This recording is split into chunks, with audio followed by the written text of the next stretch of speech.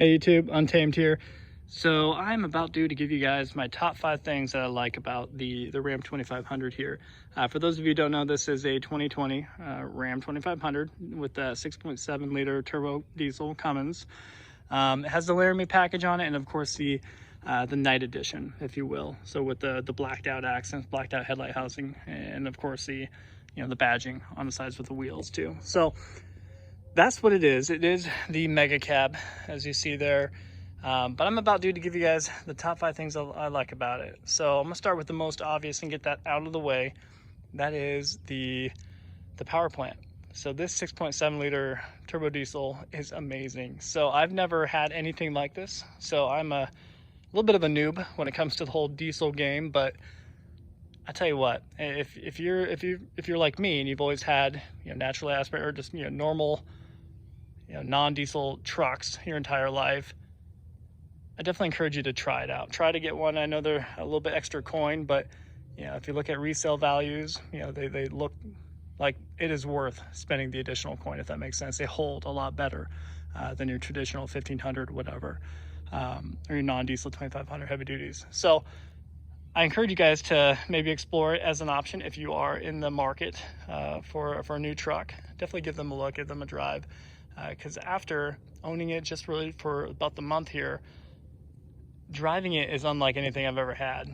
The amount of, it almost defies physics in my opinion, being able to get on the accelerator pedal and just feeling the giddy up and go. And it has a lot to do with the 1,000 torque or whatever it is. I forget exactly off the top of my head, but the sheer amount of torque that these have is unreal.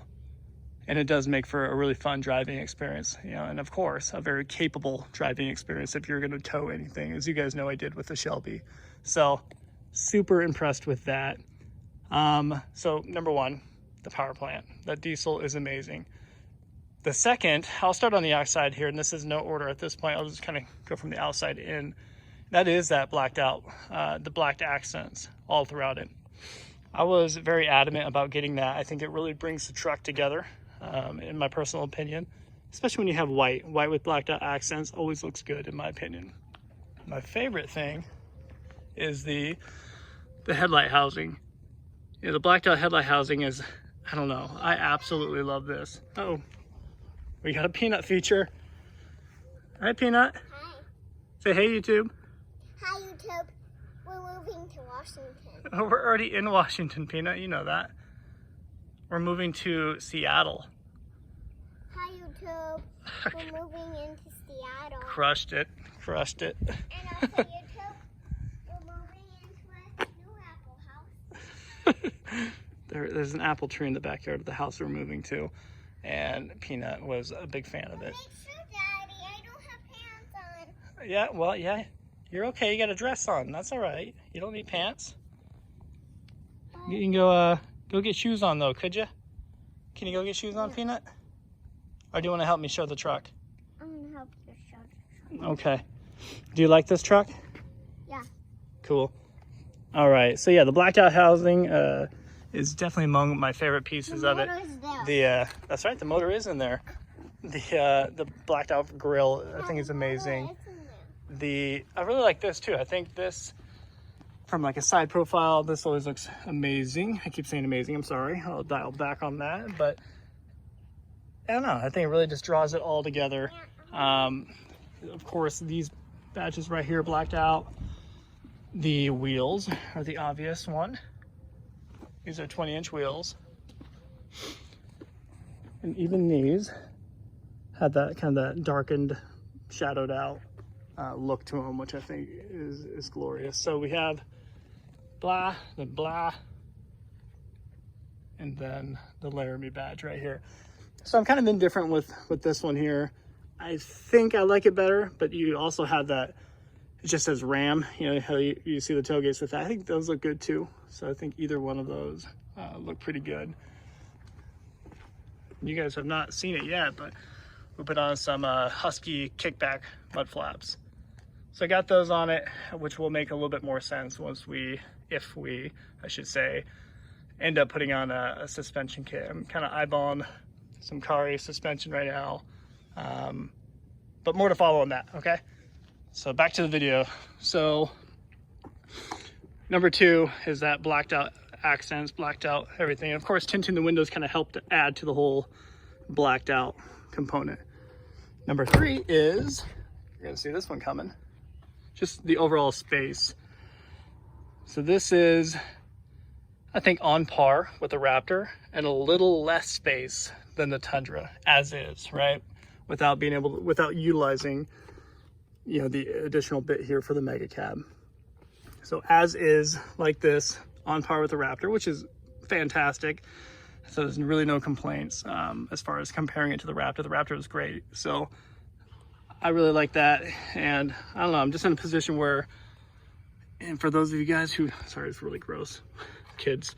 For those of you who have kids, you understand exactly what I'm talking about. It is super difficult to go from, go from something like this, go from something like the Tundra, like the Raptor, with all this back seat space, to go to, I don't know, just go to something like the 4Runner. You know, the 4Runner is great, but it's not ideal if you're gonna try to have any space whatsoever. And up here, you know, same story. I love it, I think it's great. I do not have the sunroof, but as you see here, it has like that little indent here to kind of give you a little bit more headspace up here. And being a huge 5'9" guy myself, not necessarily needed, but it's still nice to have that additional headroom.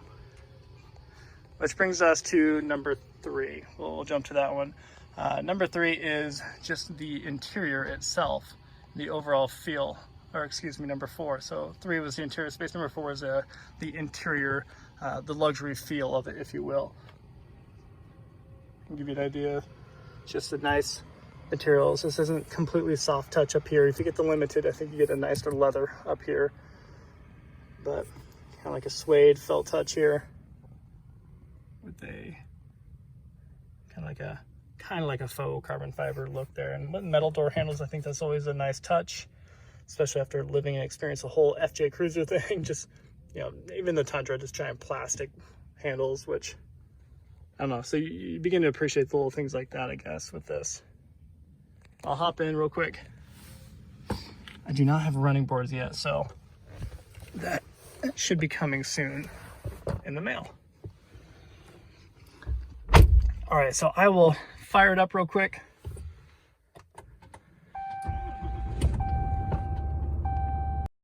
My dash is a little dirty. All right, so this UConnect system here, I can understand how maybe some folks wouldn't like it because they see it and like, okay, great, now it's more technology to fail, more whatever, more things to go wrong with it. And I get it, you know, especially, I mean, guys, I'm a huge Toyota fan myself, and for good reason, for the same reason, and many of you guys are too. So I get it, but if you're 50 years old or younger, I would argue, for the most part, you're really gonna like and appreciate this whole system here. Super responsive, super user-friendly, really. And just all together, I think it's just a really good package. So I think Ram crushed it with this product here. You know, they're able to, they integrated absolutely everything you need into the system, which is super easy to navigate, in my opinion. And I do think it is crucial for any manufacturer to incorporate the fan speeds and the temperature gauges and the radio knobs. They all need to be, these need to be quick touch. Like where you just look over, you don't need to navigate anything, and you just crank up the volume, you know, crank down the speed of the fan, blah, blah, blah, and the temperature. So that needs to be quick. And of course you can zip it down, up and down there too, if you don't want to pop that 100 times. So there you have it. I mean, I think this really brings it all together. You know, just the way that they tied the lines all throughout the truck very well, and matching the stitching, of course, throughout. I think hats off to Ram for doing a really good product here. And, you know, this is where you spend your time. Yeah, you're in long road trips, you're driving, whatever. Every single day you hop in it, whether it's for a half hour or for 10 hours. Like, this is where you're sitting, and this is where you want to feel good at. And if you want to feel that way, you want to feel great, man, I think a Ram product definitely delivers on it. Kind of poke through here just to kind of give you an idea. So it's super easy to use. we just got my mom. I was kind of trying to push her toward getting a GX460, but she ended up trading in a newer Suburban for a Toyota Highlander. So she ended up getting that, and she absolutely loves it. But then again, even the Toyota Highlander, I don't know if you guys have seen them. I'll show you guys soon, but there's a lot going on up here. And my mom, she's 60 right now, and she it's really hard for her to kind of learn it and navigate it. So I can see why folks 50 years up can begin to really shun this kind of stuff. But I do recommend it still. You just kind of give it a little bit of time. You can figure it out really quick. I really would appreciate it. You guys have already seen this. We got the two little compartments here. That one there that pops up. And then of course your standard glove compartment there. You got your charger up there. Place to put your phone if you need to.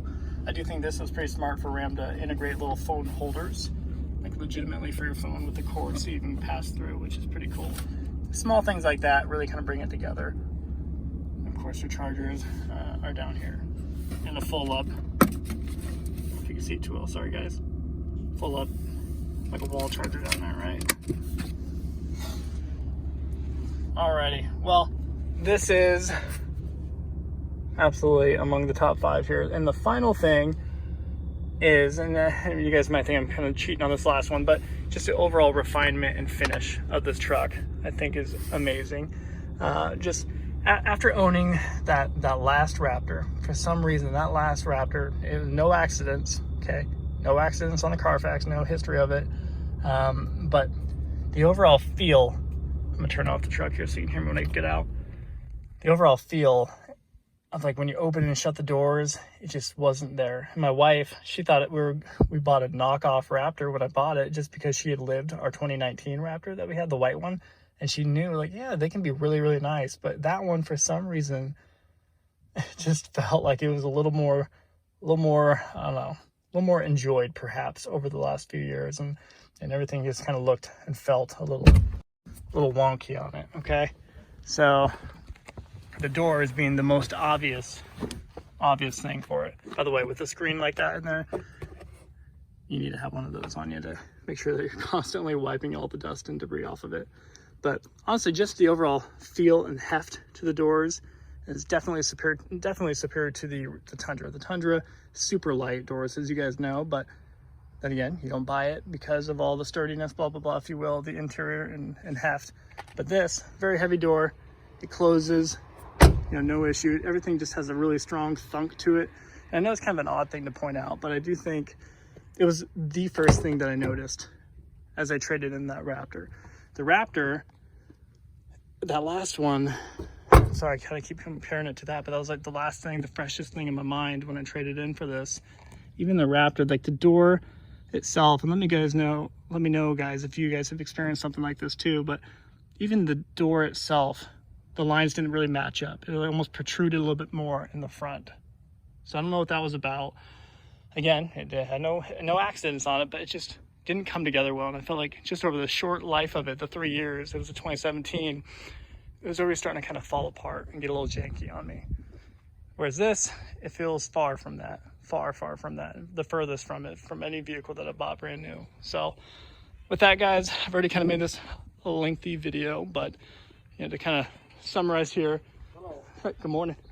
Summarize here, the top 5 things were the diesel engine itself, just the overall feel of it while driving it, the interior space, the interior design, the layout, the technology within it, the blacked out accents being a piece of it, then the wrapping up with the overall sturdiness of the truck.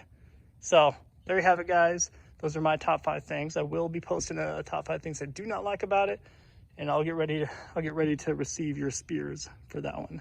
But until next time, guys, appreciate you watching.